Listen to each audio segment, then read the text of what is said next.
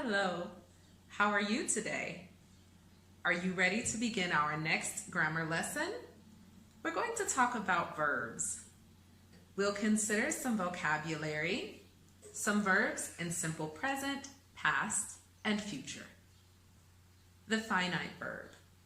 Please read along with me. The finite verb is the main verb of the sentence and must show a tense connected to the subject.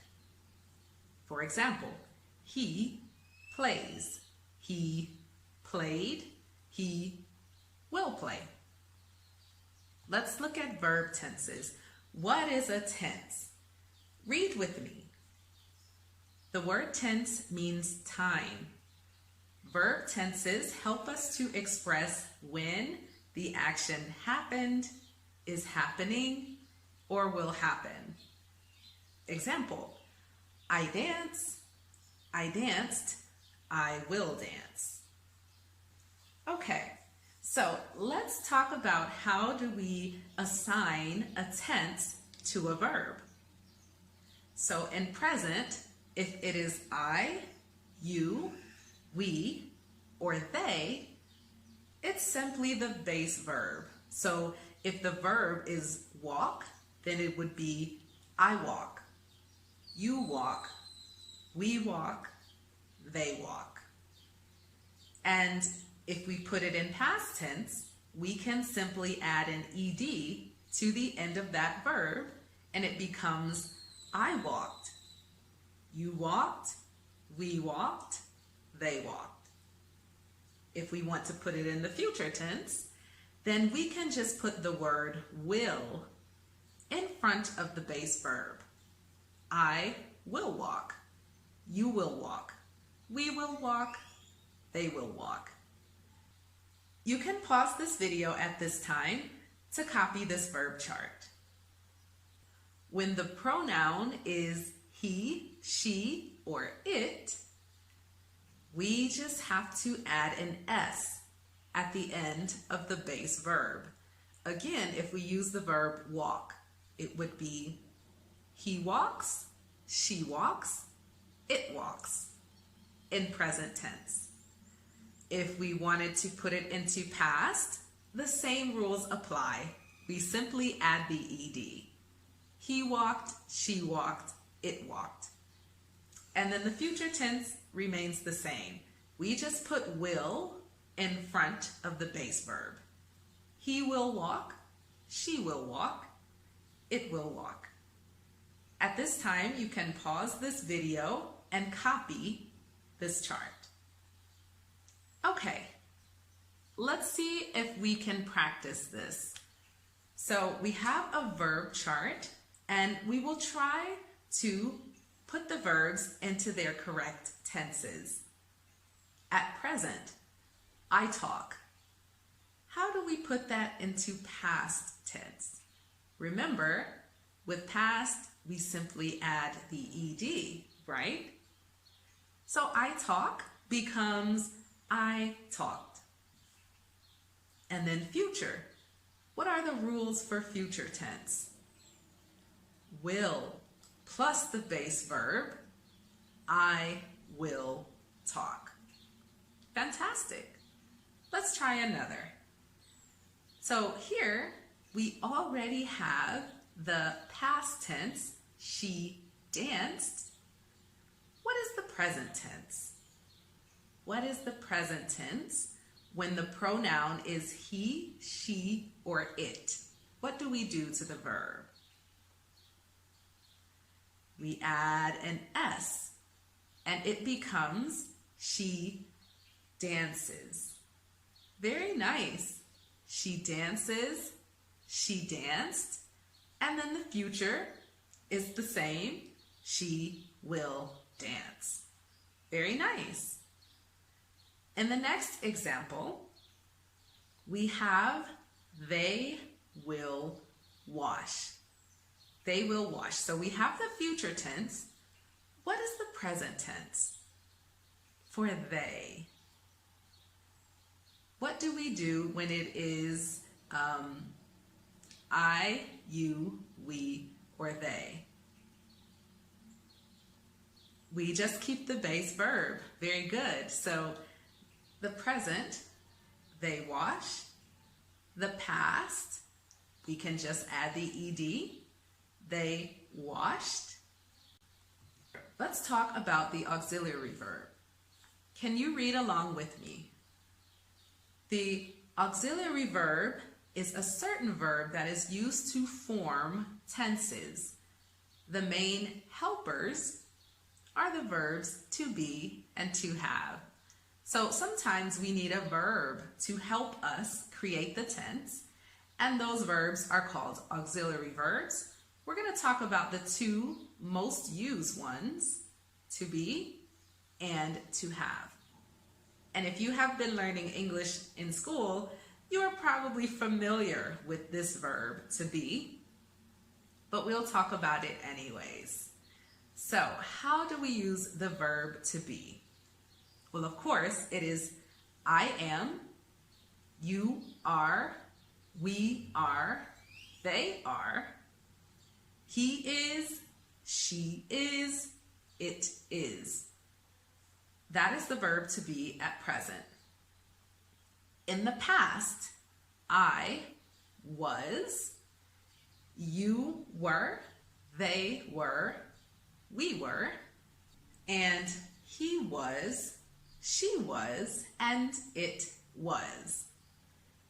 And in the future tense, again, we just put the word will in front of that base verb, and it becomes will be. Will be. Very simple. At this time, you can pause this video and take a moment to copy this chart if you do not know this verb. The verb to have. This is also an auxiliary or helping verb. How do we use this verb? At present, I have, you have, they have, we have, he has, she has, it has. In the past, it is pretty consistent, had. I had, you had, we had, they had, he had, she had, it had. Very simple. In the past, and also the future is very consistent as well. Will have. If you do not know this verb, at this time you can pause this video and copy the chart. Let's talk about the continuous. How do we put a verb into a continuous tense? Well, read along with me. We can create this tense by adding ing to the main verb. So speak becomes speaking, listen becomes listening, and wait becomes waiting. Let's practice. So in this exercise, we're going to try and complete the chart using our auxiliary verbs. So, using the verb to walk, we have the present tense, I am walking. How about the past tense? If we want to put it in past tense and use this auxiliary verb, do you remember what it was for I in the past? Look at your notes. I was walking. I was walking. How about in the future tense? How do we express that? Again, we can put that word will, right, in front of the base verb, and it becomes I will be walking. Let's try another one. What do we do for you, they, and we at present? You, they, and we are walking at present. You, they, and we were walking in the past, and the future is the same. You, they, we will be walking. Let's look at the last example. He, she, it is walking. That's at present. He, she, or it is walking. How about he, she, or it in the past? What do you think? Look at your notes. He, she, it was walking. Very nice. And then in the future, he, she, it will be walking. Let's try another. Let's look at the verb to try, and we will complete this chart. So we have he, she, it is trying. That is at present. How do we use that in the past? And remember, we're using our auxiliary verb as well. So he, she, it was trying. He was trying. She was trying. It was trying. And of course, in the future, he will be trying. She will be trying. It will be trying. So we have the past tense, I was trying, but what is that at present? Using the verb to be, that auxiliary verb. I am trying. What about in the future? Pretty simple. We just keep will be, right? Will to indicate a future situation. So I will be trying. And the last one, you, they, and we. What is that at present? You are trying. They are trying. We are trying. And in the past, you were trying. They were trying. We were trying. And of course, in the future, you will be trying. They will be trying. We will be trying. Very nice. So let's go on, and we're going to talk about some opposites, some verb opposites. This is a good opportunity for you to learn some new vocabulary and some new verbs. So if you don't know these words, please take the time to write them down. If you don't know the meaning, you can look in a dictionary, because a lot of these verbs are very common and it's good to learn them. So let's get started. The first verb is stand, to stand. Can you think of a verb that expresses the opposite of the verb stand? The one that comes to my mind is what I'm doing right now. I'm sitting. So you can stand, or you can sit, or you can lie. You can lie down. So we could say the opposite of stand might be to sit or to lie. Let's try another. Laugh. Can you think of a verb that expresses the opposite of laugh? Well, if you're not laughing, ha ha ha ha, then maybe you're crying. So, cry can be a verb that expresses the opposite of laugh. Let's look at another. Whisper. Whisper. What does it mean to whisper? When you whisper, you speak in a very low, quiet voice, right? So what might be a verb that expresses the opposite of whisper? Maybe shout, or yell, or scream. And again, if you don't know these verbs, write them down. Start to build for yourself a collection of verbs. Let's look at the next one. Sell.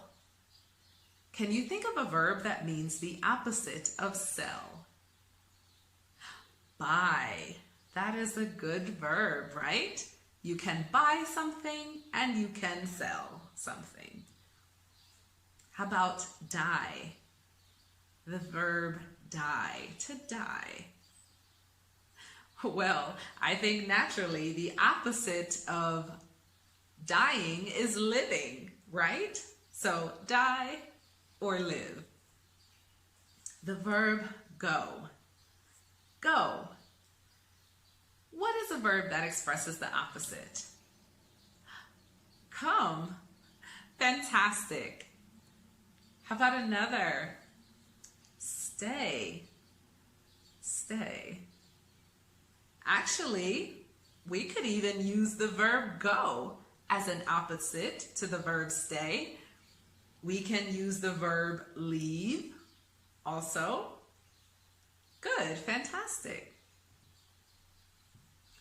Put on, which this is more of a phrasal verb, but it's still a common one. So put on.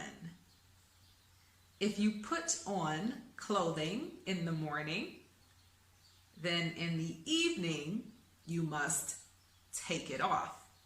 So take off is the opposite of put on. Give. Give. If you give something to someone, what is a verb that means the opposite of give? Take. Very nice. You can give something or you can take something. Lose. Lose.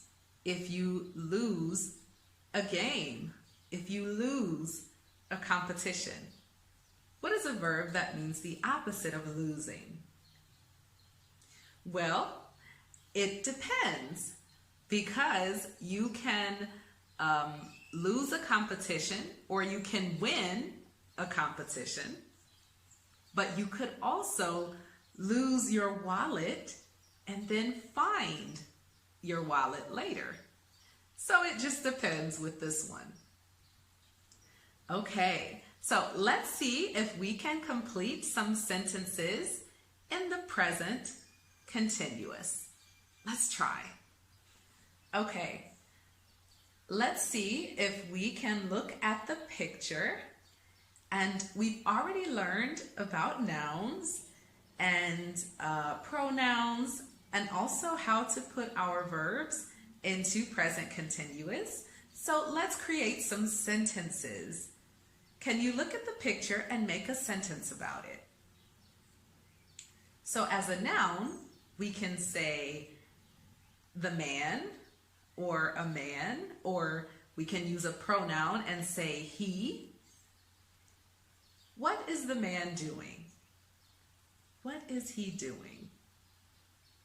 And again, we need our helper verb. So we have to say he is, or the man is playing football. Good. He is playing football. The man is playing football. Let's try another. What is he doing? He looks really happy, right? What is he doing? So we can use a noun and say a child, or the child, or we can say he is eating a sandwich. He is eating a sandwich. The boy is eating a sandwich. The child is eating a sandwich. Good. How about this one? What do you see here? So we need a noun. It looks like a woman. So we can say she, or the woman, the girl, and our auxiliary verb to be. So she is singing a song. She is singing a song. The girl is singing a song. How about this one? It looks like the man, or he, is cooking dinner. He is making dinner. He is preparing dinner. Lots of different verbs that we can use to describe these pictures. What about this one? Now we have two people. So we need a noun to describe two people. What can we use that means plural? If you want to have two people or more than one, do you remember the personal pronoun? Aha, they. So we have to use they. They, and what is our auxiliary verb? If we use that verb to be, they are. They are dancing. Or we could say the man and woman are dancing, but it's easier to use just a pronoun and say they. They are dancing. How about this one? So this isn't a he or she because it's an animal, right? So it's an it. So we can say the bird is flying in the sky, or it is flying in the sky. Fantastic job. Now you have completed this verb course and you know how to speak about verbs in present tense, in past tense, and in the future as well. And you've also learned to use auxiliary verbs. And this is going to help you as you continue to learn in your English and start to build sentences. Now, another thing that's a bit tricky is irregular verbs. So, let's talk about that next.